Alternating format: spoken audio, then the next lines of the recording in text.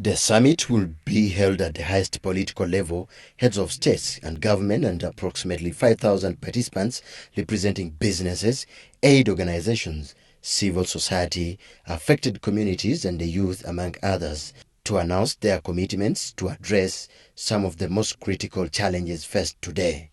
The whole world is gathering in Turkey for a humanitarian summit. And what you have heard is the context. Now, how do we come in as Uganda? You have already heard of how visible Uganda is going to be at this summit. The first one of its kind. Why is Uganda picking that position in this universe? First, we must thank our ancestors, because Uganda started being humanitarian when we received refugees from the Congo. Turkey has been chosen in the whole world to host the second largest humanitarian summit by the fact that they are the second founders and supporters of the refugees in the world. So the World Humanitarian Summit will be hosted by Turkey and the UN Secretary General. The reason why Turkey was chosen is because Turkey is the world's biggest refugee hosting country. We host over 3 million refugees today. And our country traditionally has been a very country historically molded with humanitarianism.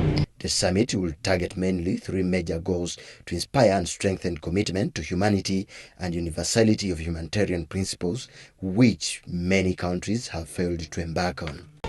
We are in a country with one of the best role models in terms of refugee protection and management. Anything that we can do to share our experience in terms of how we got here with other governments in the region, we will do so. Anything that we can do to leverage best practices from beyond all the way to Turkey, we will also do so, but the main thing is finding solutions that ensure the dignity, peace and stability for the refugees, first and foremost, the countries in the region, and beyond. Thank you. Uganda, for the last 70 years, has always been known for having a high humanitarian character. In 1959, refugees from Rwanda were inhabiting Uganda after civil and the current president of Rwanda, Paul Kagame, inclusive. There was a crisis in Rwanda, and many Rwandese ran into Uganda. And you know, one of those refugees who grew up here is now the president of Rwanda, His Excellency Paul Kagame.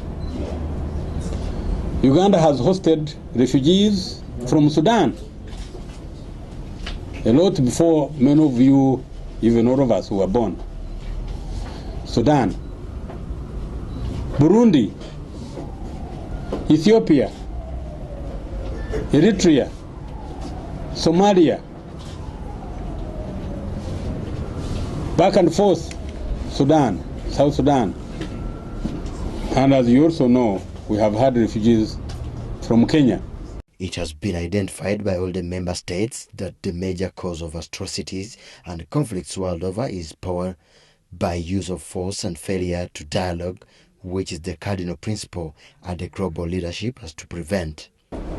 How can we improve our ability to share best practices about saving lives, protecting households, putting people at the center of humanitarian action and decision making? The Secretary General calls upon member states, the United Nations and humanitarian organizations and other relevant stakeholders to act upon 5 core responsibilities to deliver for humanity and puts forward his agenda for humanity that outlines the key actions and strategic shifts necessary to deliver on the actions. Kawesa Lubama, WBS TV Media Center in Kampala.